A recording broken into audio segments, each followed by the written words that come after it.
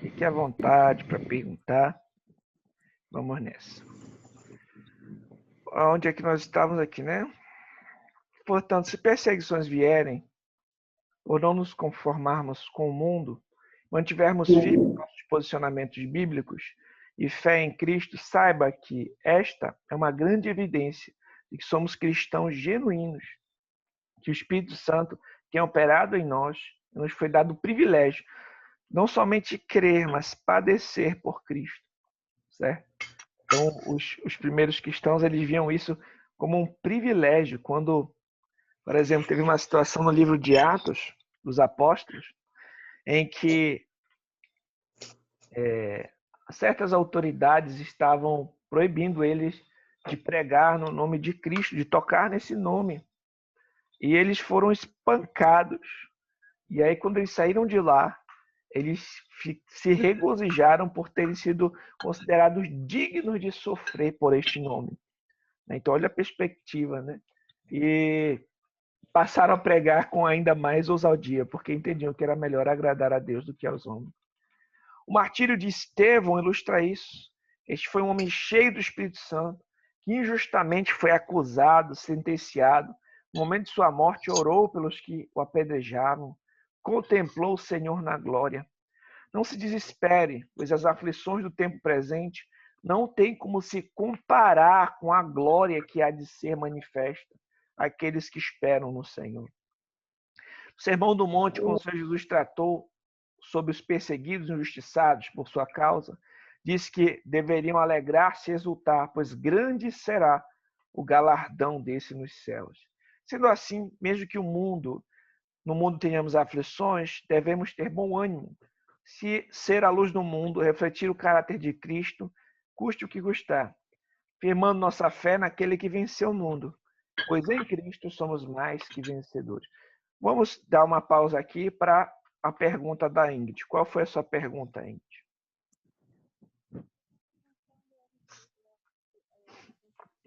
Questão do aborto, do que foi da legalização, uma coisa na Argentina, né? E muita gente falando muitas coisas, e a gente vê também cristãos apoiando esse tipo de conduta, né? E como você disse, né, as pessoas dão reconhecimento. Nossa, um cristão apoiando o aborto, até que enfim, uma pessoa sensata, né? Então o mundo fala muitas coisas. Mas eu tinha dúvida a respeito até de um caso que foi de grande repercussão, de uma menina de, não sei se ela tinha 9 ou 10 anos, que ela foi estuprada pelo padrasto. E o caso dela era de vida ou morte. Se ela não fizesse o procedimento de retirada do feto, ela poderia morrer, né? Eu lembro até que vários cristãos se reuniram em frente do hospital para orar pela vida dela. O que fazer nesses casos em que uma criança, né, foi estuprada e foi violentada dessa forma, né? E corre risco de perder a vida? Bom, nesses casos, é a escolha da vida, né? É a escolha de quem vai sobreviver. Né? Então, eu acho que a questão... Cada caso, meus irmãos, cada caso, ele tem que ser sempre observado à luz do seu contexto. É perigoso a gente acabar criando uma regra só por uma situação, digamos assim, que não é a comum. Né? Então, tem É certas diferente de uma situações. mulher que engravida e quer tirar porque ela quer. Isso, é diferente, porque aí não é uma escolha de quem vai sobreviver, né? É uma escolha de matar. É diferente você escolher pela vida. Por exemplo, eu estou segurando aqui duas pessoas que estão penduradas num penhasco, mas eu só vou ter condições de puxar uma, senão nós três vamos cair. Entendeu? Então, tipo, é uma escolha de vida. Não estou querendo matar ninguém, né? Agora, claro, a tentativa pela medicina deve ser de tentar salvar o máximo de vidas possíveis. Se houver a possibilidade, né, de salvar o bebê de alguma maneira, eles têm que tentar, entendeu? Mas Entendi. aí é uma questão de escolha de vida, não uma questão de querer matar alguém. É uma Tá, situação entendi. diferente. Então, mas assim, normalmente o que as pessoas fazem, pegam esse tipo de situações assim que são mais extremas para tentar digamos assim, viabilizar um assassinato em massa, né? Uhum. A pessoa, eu não estou querendo ter filho agora, né? Eu sou, ainda não estou preparado. Essa pessoa, eu só tive uma noite com ela, não me precavi, vou matar o bebê. Não é assim, entendeu? Então, Uhum. a grande parte de pessoas não são situações assim de escolha de vida. Geralmente é porque aquela criança vai trazer algum problema para ela, né, naquele momento, e acaba se optando pelo aborto, infelizmente. Tá certo, pastor. Obrigada por ter tirado minha dúvida. Alguém colocou Obrigado aqui. também. Fazer uma escolha de vida. O João falou aqui. Então, no caso, eu poderia afirmar que, por exemplo, nesse caso aí, da situação da irmã falou, se a mãe morresse, mas a filha nascesse, isso glorificaria o nome do Senhor. Não entendi, João, o que você está querendo dizer com isso. O João não confunde. Eu acho que esse Eu ponto... falei, tipo, na situação em que a mãe corre um risco, né? Mas que a criança tenha ainda a oportunidade de nascer, mesmo por meio desse risco. Mas que a mãe acabe, tipo assim, morrendo em vez de abortar a criança, né? É isso que eu quis dizer, no caso. Pois é, Que a mãe... Nesse caso... Sim, pode continuar. E, então, aí, eu tô falando que, tipo assim, se até o risco da mãe morrer, mas a criança ainda tem uma porcentagem mínima de nascer, eu tô dizendo que até a morte da mãe glorificaria o nome do Senhor pelo fato dela não matar a criança pelo aborto, e assim essa porcentagem da criança nascer sendo mínima também glorificaria o nome do Senhor, entendeu? Como eu falei, cada situação vai ser observada à luz do seu contexto. Geralmente, o que os médicos fazem, é optar pela vida da pessoa que já nasceu, né, por assim dizer, porque geralmente é a mãe.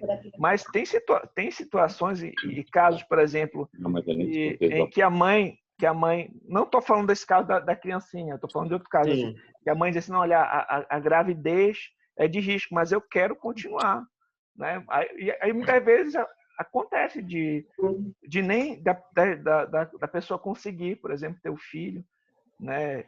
Ou pode acontecer, como você falou, da pessoa acabar falecendo, mas o filho sobreviver. Agora, essas questões aí cada situação vai ser observada à luz do seu contexto, e a nossa tentativa é sempre de preservar a vida, certo? Sim, eu falo isso mais pelo olhar cristão mesmo, entendeu? Falo pelo olhar cristão. Isso.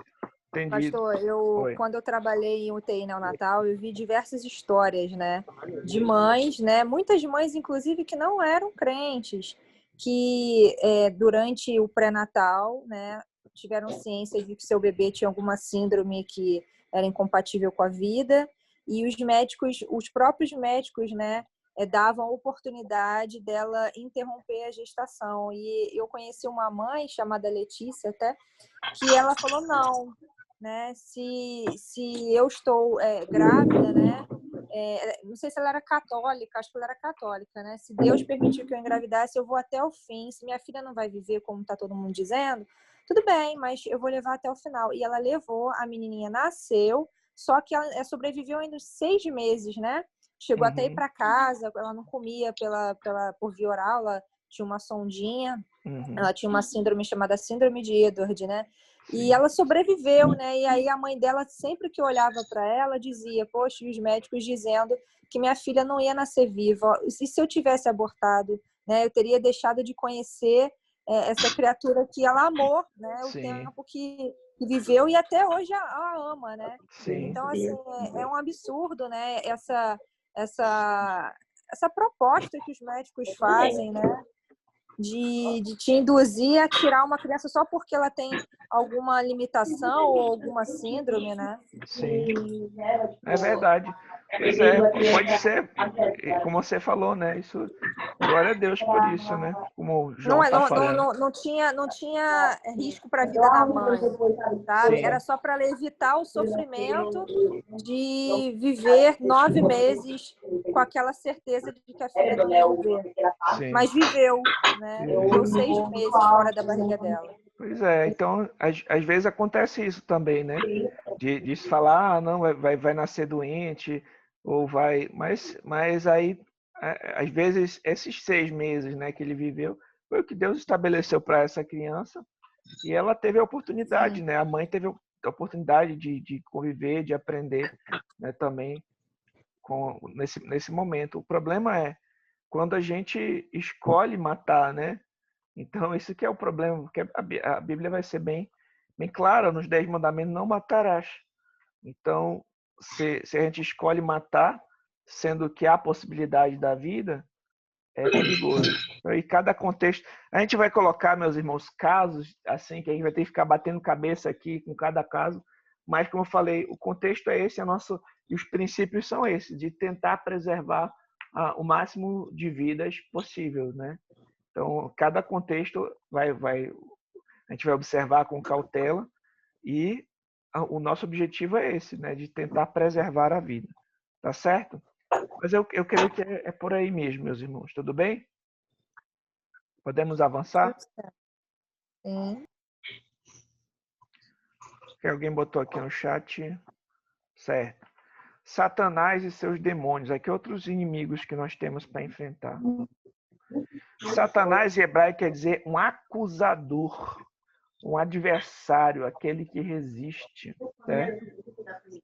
Outros nomes dados a ele no Novo Testamento incluem acusador, adversário, Apolião, Belzebu, Belial, dragão, o Deus desse século, o príncipe da potestade do ar, o príncipe deste mundo, a serpente, o tentador. A Escritura afirma que o diabo é a antiga serpente, o tentador, o acusador, pai da mentira, aquele que, como leão, anda ao derredor procurando a quem tragar. É notável em 1 Timóteo, nas orientações aos bispos da igreja, Paulo orienta que não seja um neófito, um novo convertido, para que não incorra na condenação do diabo. Ou seja, John MacArthur, comentando esse versículo, afirma que a condenação de Satanás aconteceu por causa do orgulho que tinha de sua posição. Isso resultou em sua queda, na perda de sua honra e autoridade. O Dr. Shed também vai falar aqui um pouco a respeito da queda de Satanás, né?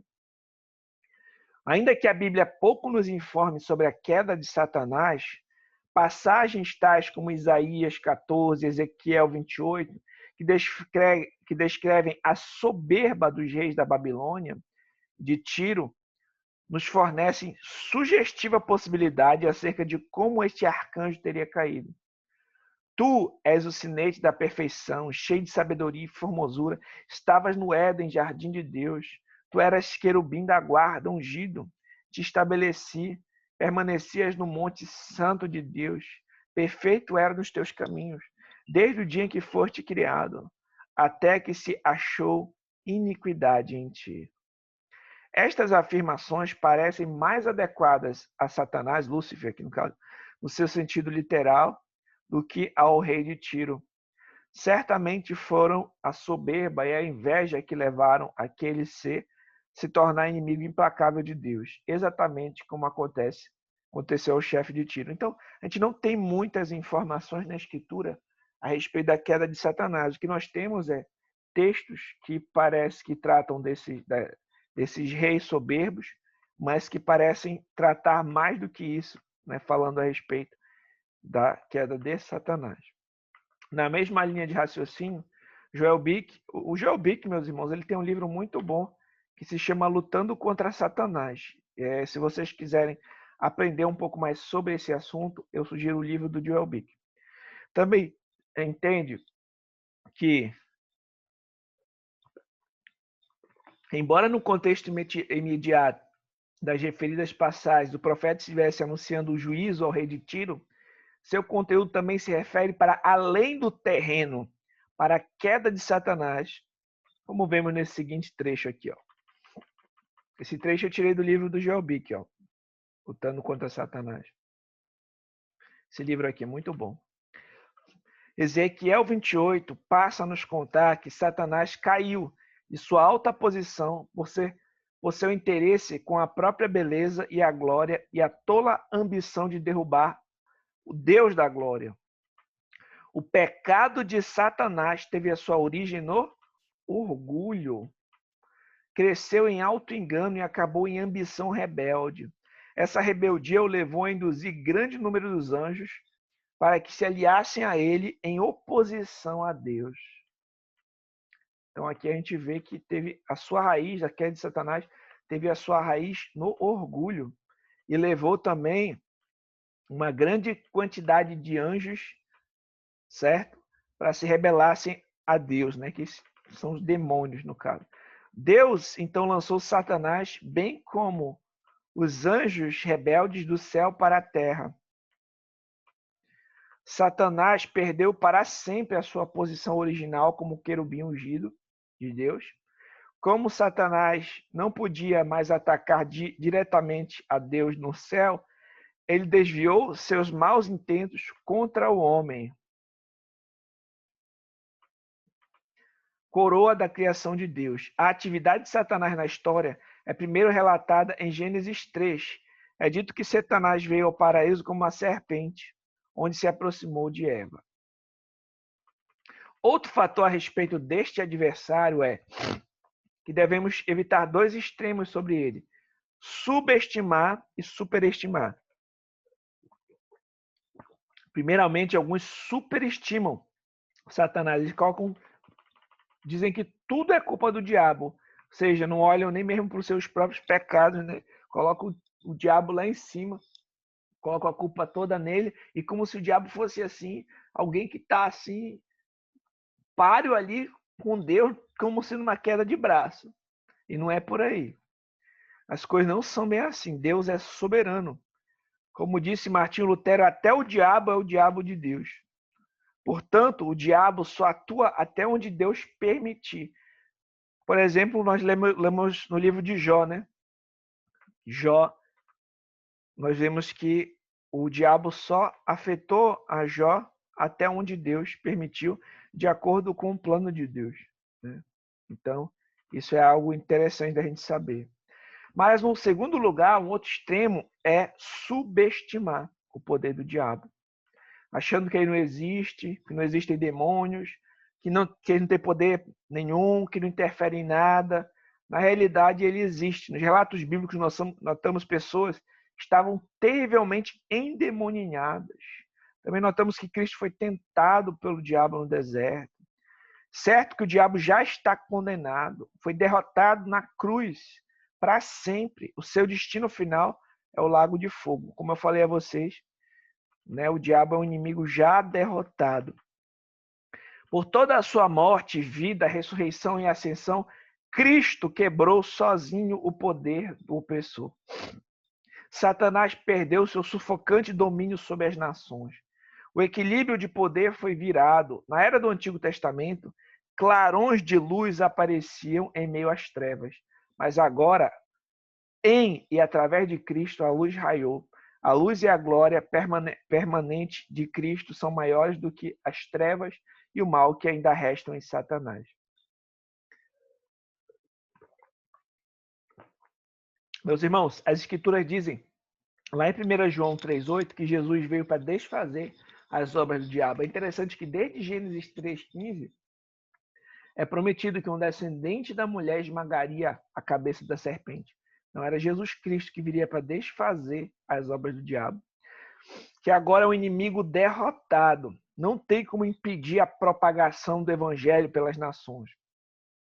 Vocês lembram quando a gente vai observar ali a grande comissão? Jesus vai dizer o seguinte: toda autoridade me foi dada nos céus e na terra. Vão por todo o mundo, pregue o evangelho de todas as nações, faça discípulos de todas as nações. né? O diabo ele não tem como impedir essa grande comissão, essa proclamação do evangelho nas nações. Claro, ele vai,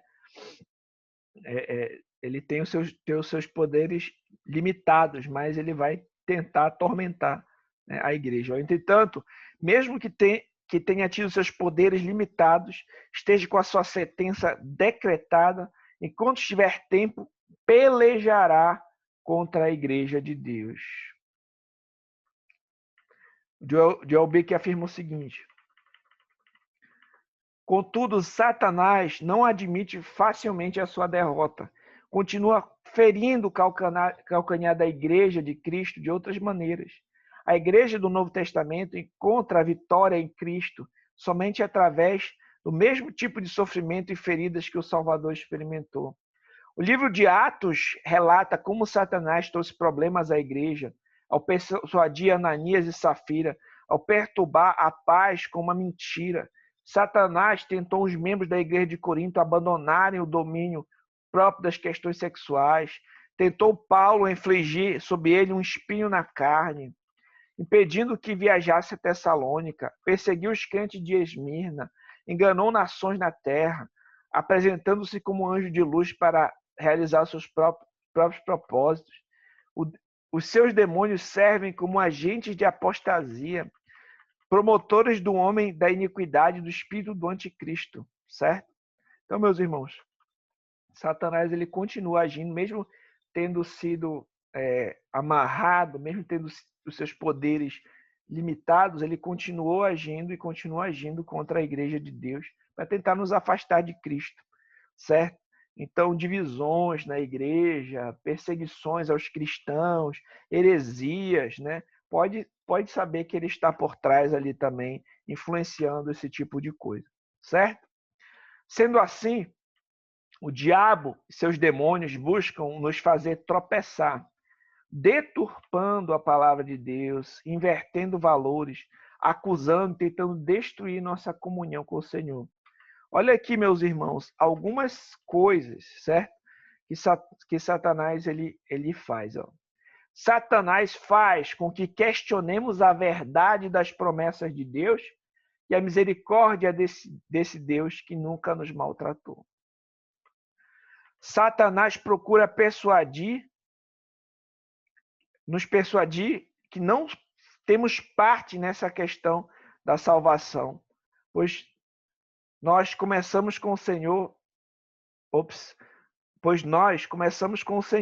mas ele não conosco. Satanás argumenta que nenhum filho de Deus poderia ser como somos, tão fraco na fé, tão corruptos, tão duros e sem oração, tão tolos e vãos. Que uma acusação, né, de Satanás. Satanás chega como nosso acusador, levando-nos ao desespero, como anjo de luz, levando-nos à presunção. Satanás se apresenta ao mundo com cores atraentes, tentando mover-nos de volta aos costumes e amizades, vaidades mundanas. Satanás nos pressiona a ceder à concupiscência da carne, à cobiça dos olhos e à soberba da vida. Então, essas são algumas atuações aqui de Satanás, meus irmãos. O acusador, tentar nos levar a nos afastar de Deus, a voltar a nos seduzir com as coisas do mundo, a nos pressionar a abandonar o Senhor. São atividades que ele vai fazer. O diabo costuma atacar a pureza da igreja, sua perseverança por meio da perseguição cruel, do falso ensino, dos prazeres sensuais. Meus irmãos, essas três coisas aqui, perseguição, falso ensino e prazeres sensuais, geralmente é uma dessas três coisas que Satanás utiliza para atacar a pureza da igreja. Você vai observar uma perseguição cruel aos cristãos, muitas heresias, falsos ensinos sendo proclamados e também os prazeres sensuais. Também de maneiras sutis, como o Dr. Shedd menciona aqui. Ó. Hoje, Satanás vence facilmente o jovem que valoriza a opinião da maioria. Todos estão fumando maconha.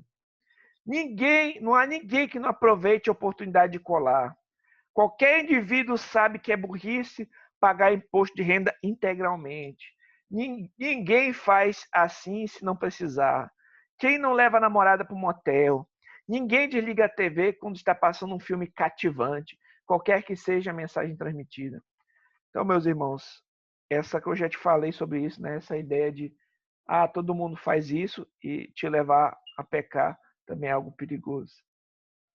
Logo, não devemos ser ingênuos em relação às estratégias do diabo. Devemos, portanto, tomar toda a armadura de Deus para que possamos resistir o dia mal. Depois de ter vencido tudo, permanecer inabaláveis.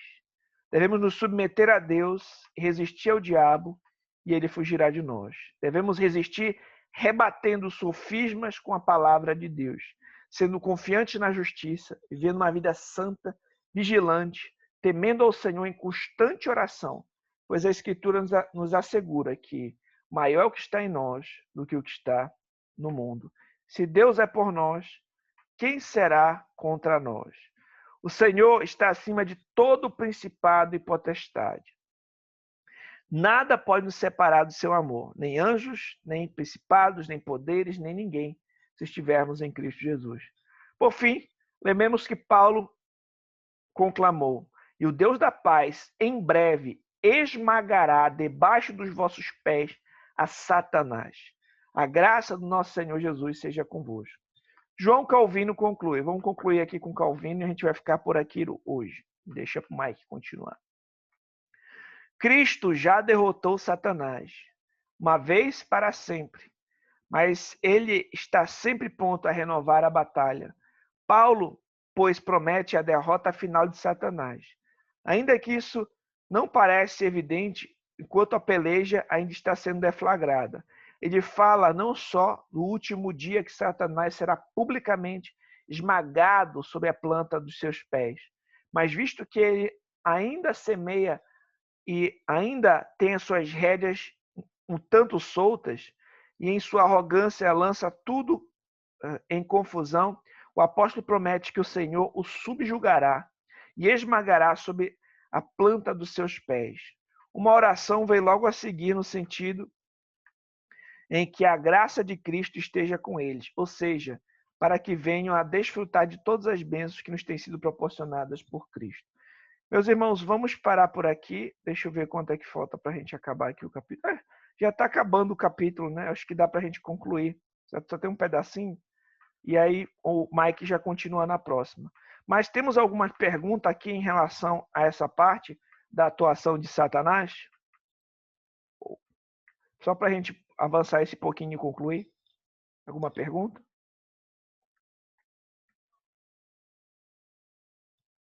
Alô? Não, pastor, tudo certo. Tá, então vamos terminar aqui agora falando dos falsos mestres. Devemos também tomar cuidado com falsos mestres, falsos profetas. Muitas pessoas se afastam do cristianismo. Opa, mandaram uma mensagem aqui no chat. Sem dúvidas, pastor. Muitas pessoas se afastam do cristianismo por causa de falsos ensinos. Na realidade, não correspondem ao cristianismo verdadeiro. No Novo Testamento, somos alertados em várias partes sobre o perigo de falsos mestres. Por exemplo, Judas, a epístola de Judas, há uma exortação a batalharmos pela fé. Olha aqui, em Judas. Amados, quando empregava toda a diligência em escrever acerca da nossa comum salvação, foi que me senti obrigado a corresponder-me convosco, exortando-vos a batalhar diligentemente pela fé, que uma vez por todas foi entregue aos santos. Por certos indivíduos se introduziram com dissimulação, os quais desde muito foram antecipadamente pronunciados para esta condenação, homens ímpios que transformam a libertinagem e a graça do nosso Senhor, nosso único soberano Salvador, Senhor Jesus Cristo. Desculpe. Em 2 Timóteo, nós também lemos a respeito dos falsos mestres. Aqui, evita igualmente os falatórios inúteis e profanos, pois os que deles usam passarão impiedade ainda maior. Além disso, a linguagem deles corrói como câncer, entre os quais se incluem Himeneu e Fileto. Estes desviam da verdade, asseverando que a ressurreição já se realizou, estão pervertendo a fé de alguns. Então, a Escritura, meus irmãos, é muito clara a respeito disso, de que existem falsos profetas, falsos mestres, né? Nós temos que tomar cuidado, por exemplo, nós não sermos como meninos que são levados por qualquer vento de doutrina. Cuidado com aquilo que você assiste, por exemplo, no YouTube, ou uma pessoa fala uma coisa, a pessoa vai, o outro fala outra coisa, ele vai também, e não tem crivo, não tem parâmetro nenhum. Esse é um dos motivos que a gente tem a nossa classe de novos membros aqui, que a gente estuda a nossa confissão de fé, né, que a gente vai buscar, né, estudar a Escritura, para que você saiba discernir quando alguém esteja falando uma mentira, algo que não corresponde à sã doutrina, que não corresponde à ortodoxia, porque existem muitos falsos profetas na televisão, nos vídeos, né, em igrejas, em falsas igrejas também, seitas. Então, cuidado, né? Você precisa ter um olhar bem apurado da Escritura para saber discernir aquilo que é agradável a Deus, aquilo que está de acordo com a palavra de Deus e aquilo que é uma mentira, ou um sofisma, né? Jesus, ele falou que... Alguém colocou uma mensagem no chat aqui, tá? Foi o João. Ele falou que vai sair. Jesus falou para a gente tomar cuidado com os falsos mestres que se disfarçam de ovelhas, mas na realidade são lobos roubadores, né? E também nos ensinou a observar os seus frutos, né? Porque nem todos aqueles que dizem Senhor, Senhor, herdarão o reino de Deus, mas aqueles que fazem a vontade de Deus, mesmo que tenham operado maravilhas, expulsado demônios, né? Nem todos são verdadeiros cristãos. Atualmente, muitos afirmam falar em nome do Senhor, tem na realidade conduzido pessoas para longe do verdadeiro Senhor, né? Verdadeiro ensino do Senhor, vendendo unções, falsas promessas, objetos mágicos, heresias, etc. Tome cuidado para não cair das garras de um falso profeta, pois esses estão aos montes se intitulando apóstolos, apóstolas, profetas, etc., cheio de misticismo, ganância, interesses egoístas, pregando um outro evangelho, agradável ao ouvido das massas, porém estranho às Escrituras. Fuja dele. Infelizmente, meus irmãos, já aconteceu de pessoas que se reuniam conosco serem levadas, né, por lábia de falsos profetas. Teve um grupo aqui que algumas pessoas saíram e foram congregar num local em que tinha uma apóstola. E essa mulher trouxe grandes danos, né, à vida dessas pessoas, com falsos ensinos, com heresias. Ela manipulava a vida deles, né? Tipo, não podiam fazer nada sem falar para ela não podia viajar, senão se ela saber, senão não era a maior. Ela manipulava a vida deles, ensinava muita coisa que não tinha nada a ver com a Escritura. Eles acabaram depois saindo de lá bem feridos, machucados, né, por conta desses falsos ensinos aí. Mas, infelizmente, ainda tem muita gente, meus irmãos, que é levado por lábia de falsos profetas. Então, tome cuidado, isso daí é muito perigoso. E outra coisa, alguns deles são sutis. Então, tem esses que já são mais espalhafatosos, que deveria ser mais fácil da gente perceber, né? Com essa ideia de querer ser apóstolo, não sei do que, ensinando essas bizarrices às vezes que a gente vê, né, por aí. Mas tem alguns que são sutis, que eles parecem ser inteligentes, que eles vêm, né, com falam bem, são eloquentes, né, são bem vestidos, tem às vezes uma aparência de piedade, mas junto com o seu ensino vem pitadas de veneno. E a gente tem que tomar muito cuidado. Atualmente teve um que é um desses caras assim que fala muito bem, que tem conhecido na mídia e tal, que é eloquente, mas que estava falando a respeito de atualizar a Bíblia, falando a respeito de coisas nesse sentido de não crer na infalibilidade, na inerrância da Escritura. Outras vezes ele já falou acerca de algo no sentido de salvação universal, de universalismo, ou seja, que todo mundo vai ser salvo, que ninguém vai para o inferno, falando que Hitler ia ser salvo, que Herodes, que Jesus era o Cordeiro de Deus que tinha tirado o pecado do mundo, então não tinha mais pecado no mundo e estava todo mundo salvo. Então a gente sabe que não é esse o ensino da Escritura. Então, muito embora o cara seja eloquente, fale algumas coisas interessantes, se isso vier com dose de veneno, isso tem que ser, você tem que tomar muito cuidado. Às vezes, esses caras que são inteligentes e que falam bem são mais perigosos, né? Aqueles que falam meias verdades, mas com pitadas de veneno, às vezes são mais perigosos do que aquele que é espalhafatoso e já fica na cara que é coisa ruim. Né? Então, alguns desses falsos mestres são sutis. Proferindo meias verdades misturadas com doses de heresia, contudo são igualmente danosos. Podem ter uma aparência de piedade, porém negam a eficácia dela. Para termos discernimento e não cairmos nas ciladas, tanto dos mais espalhafatosos quanto dos mais sutis falsos profetas, devemos nos apegar à palavra de Deus, que é proveitosa para nos ensinar, nos redarguir, corrigir, nos instruir na justiça. É muito importante, meus irmãos, também, quando vocês lerem a confissão da igreja, que ela nos ajuda também. A confissão, ela não é infalível, mas ela nos ajuda também a manter a ortodoxia. Olha, a igreja tem pensado dessa maneira ao longo dos séculos, tem sido a ortodoxia a maneira correta que nós pensamos acerca das doutrinas mapeadas aqui na Escritura. No próximo capítulo, falamos a respeito dos meios de graça, que são onde encontramos forças para enfrentar as lutas da jornada cristã. Dicas práticas. Entenda que em nossa caminhada nem tudo são flores. Alguns adversários nós temos para enfrentar. Portanto, nós não devemos ser presunçosos a ponto de baixar a guarda. Segundo, devemos combater o pecado e compreender as fraquezas de nossa própria carne, atentarmos às estratégias de Satanás e seus demônios, encontrar meios bíblicos para combatê-los. Terceiro, devemos também discernir a influência que o mundo pode ter sobre as nossas vidas, para nos afastar do mal, fugir de falsos profetas.